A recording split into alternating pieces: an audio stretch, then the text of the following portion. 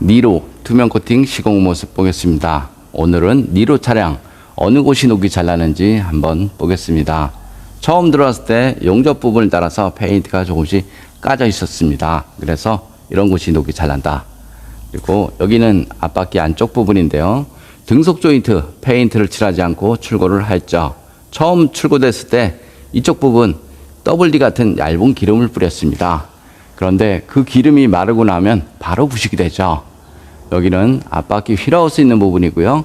눈길 주행을 하게 되면 물로 변한 염화칼슘은 이런 홀 안쪽으로 스며들게 됩니다. 그래서 여기 보시면 이렇게 부싱 있는 부분, 이런 부분이 녹이 잘 나죠.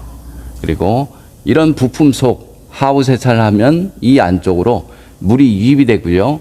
눈길 주행을 해도 마찬가지 이 안쪽으로 염화칼슘이 스며듭니다. 바닥면 쪽을 보겠습니다. 바닥면 쪽을 보면 이렇게 넓은 곳은 물이 많이 묻지만 금방 건조가 되고요. 염화칼슘도 많이 묻죠. 하지만 이런 곳은 이음새가 없기 때문에 이음새가 없는 곳은 녹이 좀 덜 난다. 이렇게 생각을 하시면 됩니다. 접합 부분 물이 머물겠죠. 그래서 녹이 잘 나고요. 머플러 부분 녹이 잘 나죠. 머플러는 코팅을 해놔도 녹은 발생이 되겠지만 하지 않은 거에 비해서 10배는 좋다. 이렇게 보시면 되고요. 내열 온도가 낮아버리면 머플러 코팅제 수명이 짧으니까요. 최소 600도 정도는 돼야지 된다. 이렇게 보시면 됩니다. 여기는 뒷바퀴 휠하우스 있는 부분이고요. 모두 코팅이 되었습니다. 눈길 주행을 하게 되면 물로 변한 염화칼슘은 이런 부분에 머물죠. 볼트라든가 너트, 이렇게 좁은 틈 이런 곳에 머무니까요. 녹방지를 하고 싶으면 그런 곳에 꼼꼼하게 하시는 것이 좋습니다. 이런 것도 염화칼슘이 잘 머물죠. 물로 변한 염화칼슘은 흘러서 이런 사이 들어가고요. 여기 부품 속으로 들어가고요. 볼트나 너트 이런 사이로 스며들게 되죠. 그래서 그런 곳에 꼼꼼하게 코팅을 하신 것이 훨씬 좋습니다. 코팅 나라 장점을 보겠습니다. 코팅 나라는 투명 코팅한 지가 대략 10년은 되었고요. 10년 동안 볼트나 너트 코팅을 해서 문제된 적이 없고요.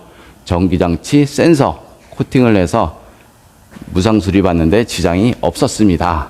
그리고 코팅 나라에서 사용하는 코팅제는 이렇게 고무 재질 투명 코팅제입니다.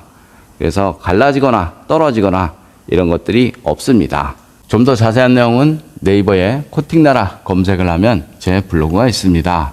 그거 보면 시공 가격, 시공 방법 이런 것들이 잘 나와 있고요.